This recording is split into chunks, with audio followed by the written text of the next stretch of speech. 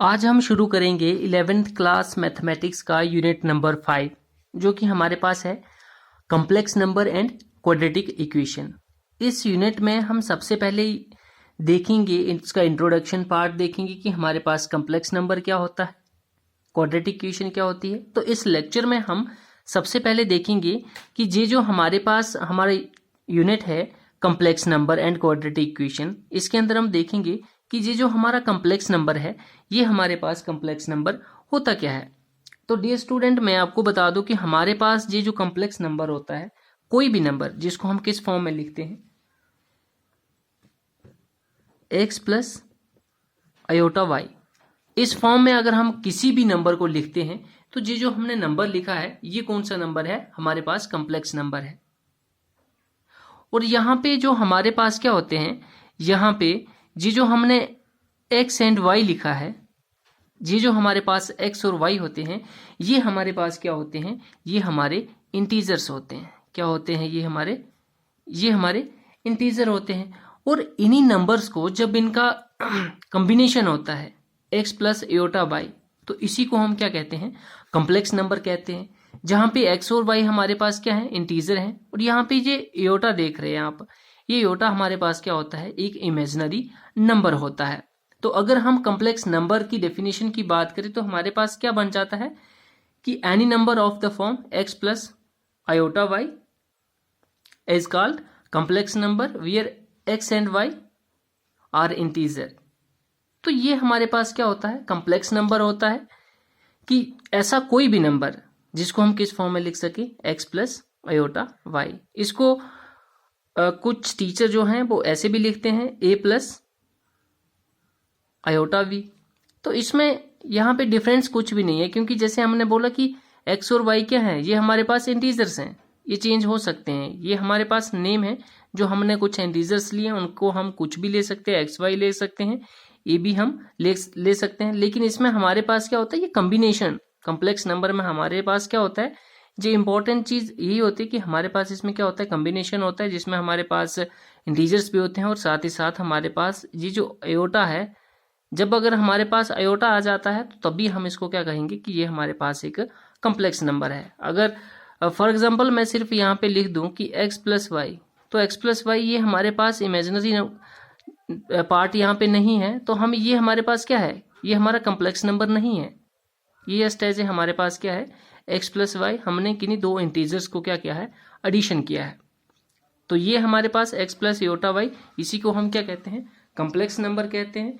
या हम ये भी कह सकते हैं कि कॉम्प्लेक्स नंबर क्या होता है, जितने भी हमारे पास क्या होते हैं कि एवरी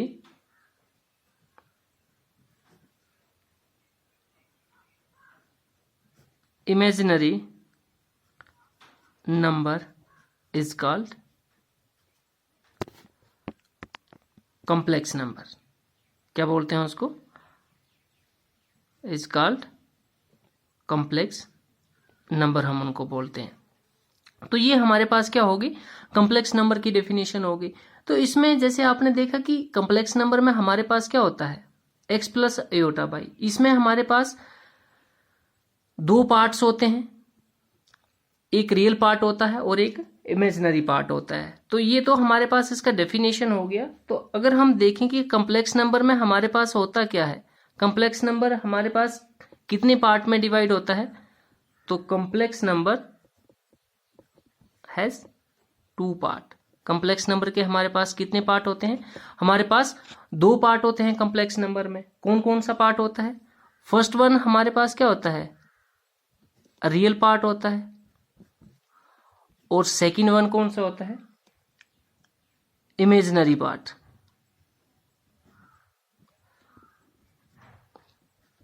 ये हमारे पास होता है। डियर स्टूडेंट, जैसे हमने देखा कि x प्लस आयोटा वाई, इसको हमने क्या बोलते हैं कि ये हमारे पास क्या है, कॉम्प्लेक्स नंबर है। और हम कह रहे हैं कि ये जो हमारा कॉम्प्लेक्स नंबर है वो कितने पार्ट में डिवाइड होता है या उसके कितने पार्ट हैं। तो हमें आंसर मिलता है कि हमारे पास कॉम्प्लेक्स नंबर के दो पार्ट होते हैं। कितने पार्ट होते हैं, दो पार्ट होते हैं, एक रियल पार्ट और एक इमेजिनरी पार्ट। अब हम बात करेंगे कि हमारे पास रियल पार्ट कौन सा होता है और इमेजिनरी पार्ट कौन सा होता है। एक एग्जांपल से समझेंगे इसको। फॉर एग्जांपल हमने यहाँ पे लिख दिया 4 प्लस 3 आयोटा। जी जो हमारे पास हमने क्या लिखा 4 प्लस 3 आयोटा, तो यहाँ पे हमारे पास क्या है, जी जो 3 और 4 है ये तो हमारे क्या है, कोई इंटीजर्स हैं।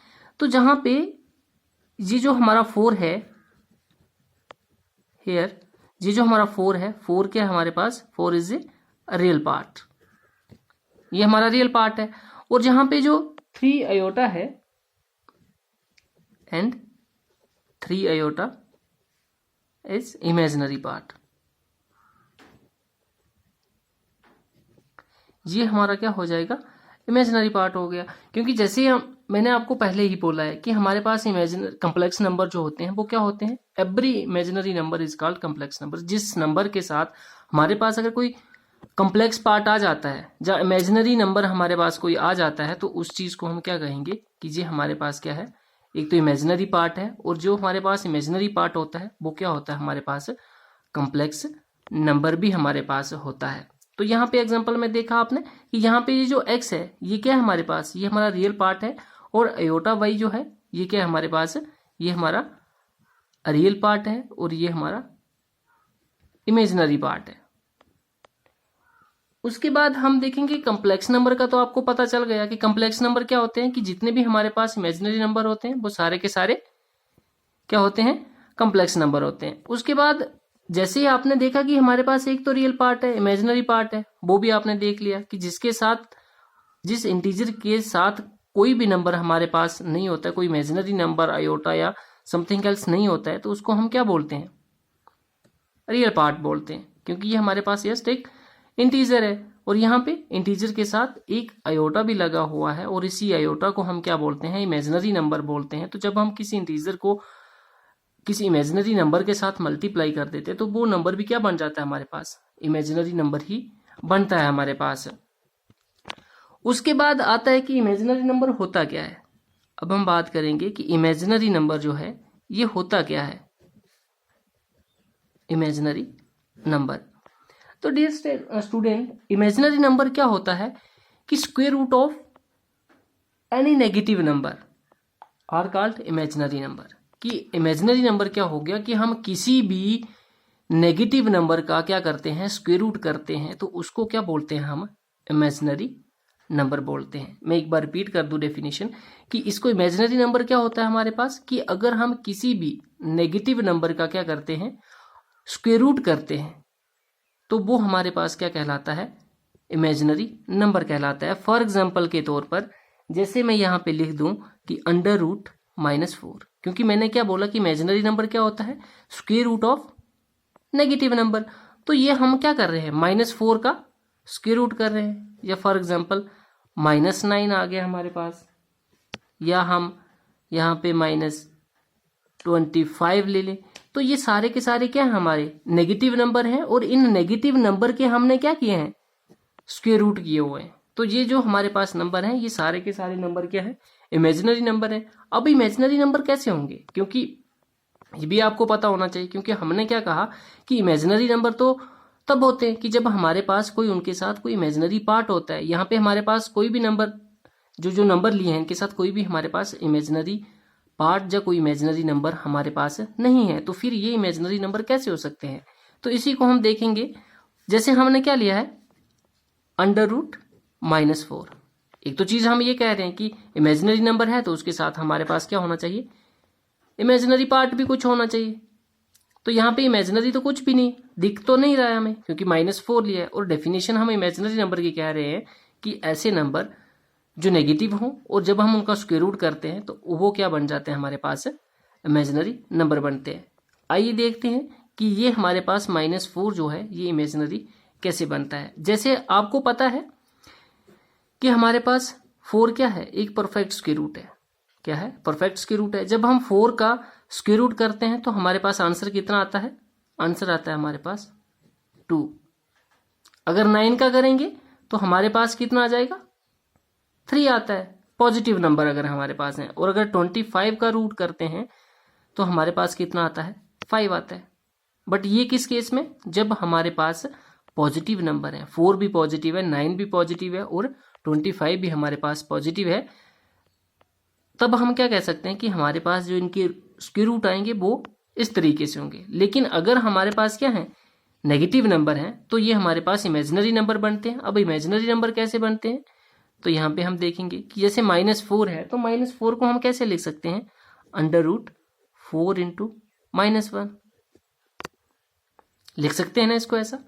अगर हम इसको ऐसा लिख सकते हैं तो हमें पता है कि 4 का स्क्वायर रूट कितना होता है। जो अभी हमने चेक किया कि 4 का स्क्वायर रूट कितना होता है, 2 होता है। 2 आ गया, इस 4 का स्क्वायर रूट कर लिया कितना, 2। रूट के अंदर क्या रह गया, -1। और आपको पता है कि -1 जो है ये हमारे पास परफेक्ट स्क्वायर रूट तो है नहीं, परफेक्ट स्क्वायर नहीं है। तो जब हमारे पास ये चीज आ जाती है -1, तो ये जो √-1 है ये किसके इक्वल होता है, 2 आयोटा के। यहाँ पे ये जो आयोटा है, आयोटा की वैल्यू कितनी होती है, √-1 होती है। जहाँ पे भी हमारे पास √-1 होता है तब हमारी वैल्यू क्या हो जाती है, उसको हम कन्वर्ट कर लेते हैं कम्प्लेक्स नंबर में, या इमेजिनरी पार्ट में उसको कन्वर्ट कर लेते हैं किसमें, आयोटा में। तो आयोटा की वैल्यू कितनी होती है, √-1। फॉर एग्जाम्पल अगर हम सेकेंड नंबर ले लें, 9 को अगर हम चेक करें, जैसे 9 है तो 9 को हम कैसे लिख सकते हैं, 9 को अगर हम चेक करेंगे तो 9 को हम ऐसे ही लिखेंगे, 9 × -1। सेम जैसे हमने ये किया, तो ये भी 9 का स्क्वायर कितना होता है, स्क्वायर रूट कितना होता है, 9 का स्क्वायर रूट होता है 3, और यहाँ -1 रह जाएगा, तो ये भी किसके बराबर हो जाएगा, 3 आयोटा, क्योंकि √-1 की वैल्यू जो है वो हमारे पास कितनी है, आयोटा है। फॉर एग्जाम्पल हमने क्या कहा था कि कोई भी, ये जरूरी नहीं है कि हमने यहाँ पे क्या लिखा है, ये परफेक्ट स्क्वायर नंबर वाले, परफेक्ट स्क्वायर रूट नंबर लिए हुए हैं। अगर हम परफेक्ट स्क्वायर रूट वाले नंबर नहीं भी लेते हैं, फॉर एग्जाम्पल जैसे √3, √-3, तो 3 क्या हमारे पास, ये परफेक्ट स्क्वायर नंबर नहीं है, क्योंकि ऐसा कोई नंबर नहीं है जिसको ऐसे दो सेम नंबर जिनको मल्टीप्लाई करने के बाद हमारे पास 3 आए, ऐसा कोई नंबर नहीं है। तो इट मीन्स ये हमारे पास क्या है, परफेक्ट स्क्वायर रूट नंबर नहीं है। बट हम इसको चेक करेंगे कि क्या √-3 ये कम्प्लेक्स नंबर होता है या नहीं होता है, क्योंकि अकॉर्डिंग टू आवर डेफिनेशन तो हम क्या कह रहे हैं कि इमेजिनरी नंबर क्या होता है, जितने भी हमारे पास नेगेटिव नंबर हैं और उन नेगेटिव नंबर का हम जब स्क्वायर रूट करते हैं उन्हीं को हम क्या कहते हैं, इमेजिनरी नंबर कहते हैं। तो जैसे ये हमारे पास है तो इसको कैसे लिखेंगे, √3 × -1, -3 को ऐसे लिख सकते हैं 3 × -1। तो जब हम इसको ऐसे लिख सकते हैं तो ये हमारे पास किसके बराबर हो जाएगा, √3।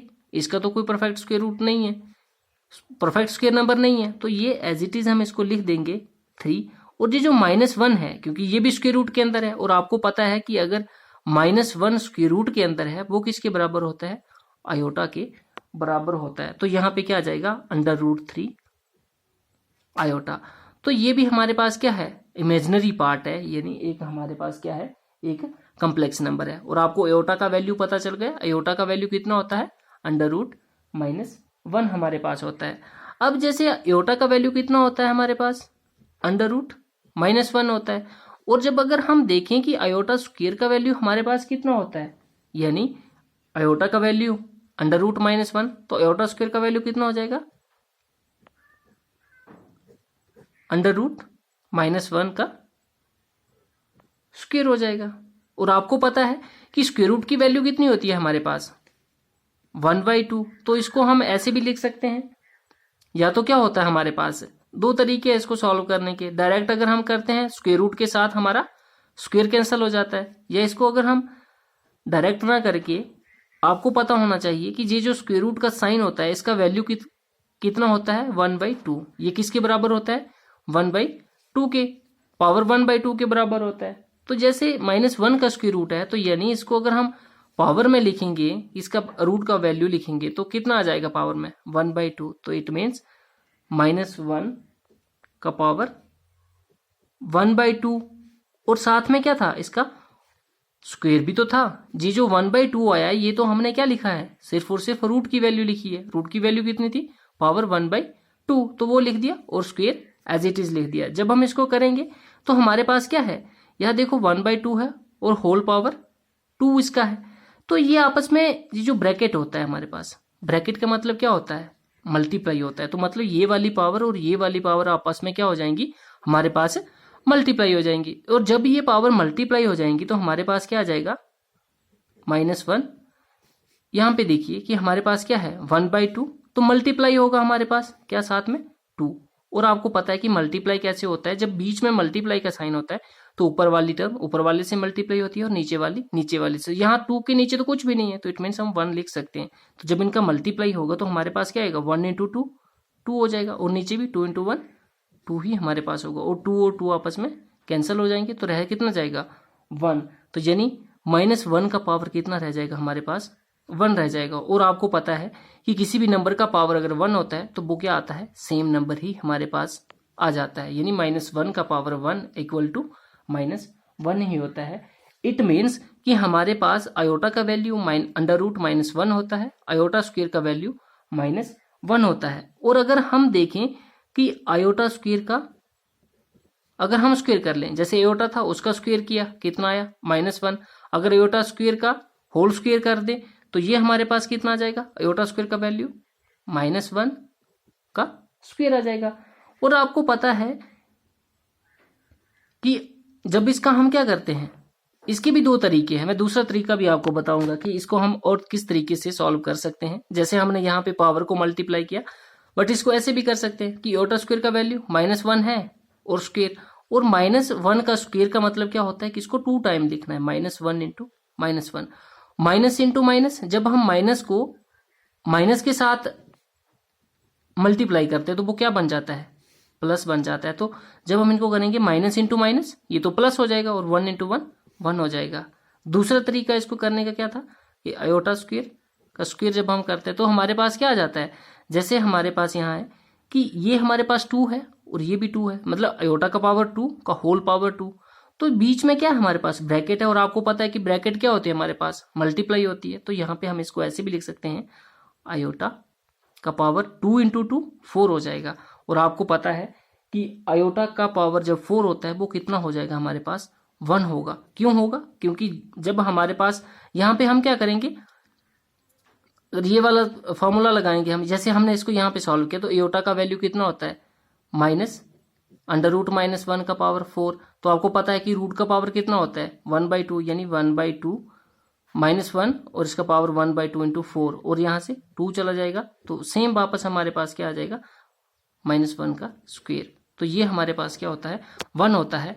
इट मीन्स इन चीज़ों को सॉल्व करने का यही हमारा मतलब था कि आयोटा का वैल्यू कितना होता है √-1, आयोटा स्क्वायर का वैल्यू कितना होता है, वो हमारे पास -1 आता है -1। और अगर हमें पॉजिटिव वैल्यू चाहिए आयोटा की तो वो हमारे पास किसकी आती है, आयोटा का पावर 4, वो कितना होता है 1 होता है। उसके बाद अगर हम आयोटा 5 देखते हैं तो भी क्या आएगा हमारे पास, वो हमारे पास माइनस में चला जाएगा। उसके बाद कैसे चला जाएगा देख लीजिए यहाँ पे कि आयोटा 5 क्या होता है हमारे पास, क्योंकि आयोटा 4 की वैल्यू कितनी है हमारे पास 1 आती है। तो आयोटा 5 जब हम करेंगे तो हमारे पास क्या आ जाएगा, आयोटा का वैल्यू -1 √-1, इसका पावर कितना आ जाएगा 5 आएगा। तो इसको एक तरीका हमारे पास जो सिंपल तरीका है उसको हम कैसे लिख सकते हैं कि आयोटा 5 को हम लिख सकते हैं आयोटा स्क्वायर इंटू आयोटा, क्योंकि basis are same, powers are added हो जाती हैं। तो जब बेस सेम है इनके तो पावर ऐड हो जाएंगे, तो कितना हो जाएगा 2 + 2 4, इसका पावर आयोटा का कितना है, एक ही आयोटा है तो कितना हो जाएगा 4 + 1 कितना हो जाएगा 5 हो जाएगा। तो आपको पता है आयोटा स्क्वायर कितना होता है, यहाँ पे हमने देखा, इसको सॉल्व किया हमने, कितना होता है आयोटा स्क्वायर -1 होता है इंटू आयोटा स्क्वायर -1 होता है इंटू आयोटा का वैल्यू कितना होता है हमारे पास √-1। तो इसको हम फिलहाल के लिए आयोटा ही रखते हैं। उसके बाद -1 × -1 कितना होता है, ये हमारे पास +1 हो जाता है इंटू आयोटा। तो इट मीन्स 1 × आयोटा हो जाता है।